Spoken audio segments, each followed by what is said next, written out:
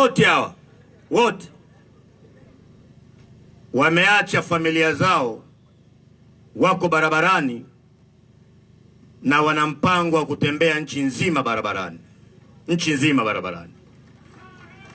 Hakuna anayelipwa hata mmoja. Wengine ni vijana wadogo kabisa, hawajaanza hata msingi wa maisha, lakini kuna legacy wanajali ya kupigania haki. Mmeuawa wengi sana hapa. Leo nilikwenda kule Majengo kule Mtumbani kule, kila nakutana naye ananiambia, mheshimiwa, mimi nilifiwa. Na jana nimemwona mzee mmoja mpuzi anaitwa Wasira, mpuzi, na sifa yake ni mpuzi. Anasema, na hii lugha wala msiichukue, hakuna mwanaume wala mwanamke nchi awemo Rais Samia na yoyote yule anayeweza akafungia chama hiki. Hayupo wala hajazaliwa, hayupo wala hajazaliwa. Na upumbavu wanaofikiria ni huu: chama hiki ni mbadala, chama hiki ni chanzo cha amani. Kwa sababu wananchi wanapogafirika, wakiitwa kwenye mkutano, wanakuja kusikiliza vita ya maneno, sio vita ya mapanga.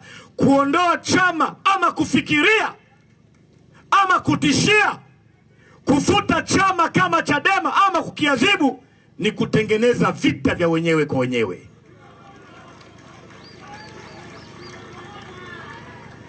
Hawa watu mnaofikiri ni wapumbavu, hawa watu, Samia, wewe na washikaji zako nisikilize kwa makini.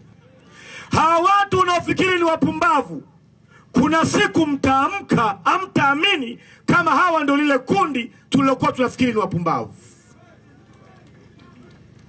Hakuna kitu kinaleta amani katika nchi kama mikutano na kazi za siasa, kwa sababu wewe ukigafirika unasema wakina Lema wakija tutakwenda kuwasikiliza, na hasira yenu mnamalizia kwenye kushangilia na kutoa support. Wakiondoa hiyo alternative, wala siwafundishi, watatokea watu wengine ndani ya hilo kundi, watajifunza mambo mabaya. Nyie watoto wenu, wajomba zenu, viongozi wenu, hawa bunge wenu, madiwani wenu, biashara zenu hazitakuwa salama kwa sababu mmeondoa sehemu ya kupumulia. Wapumbavu wafikiria hao, men. Sasa kwa nini hawa kila mara wanapiga ukunga? Sikiliza, viongozi wote wakuu wa nchi, familia zao, naomba utulivu, kama familia zao zinafaidika na serikali. Viongozi wa Chama cha Mapinduzi akiwemo Wasira anafikiri nchi hii ni choo chake anachoweza kwenda kunya na akaflash. Nyerere watoto wake wako serikalini Makongoro Nyerere. Mama Samia mkoo wake ni waziri, aliamua mtoto wake ni naibu waziri.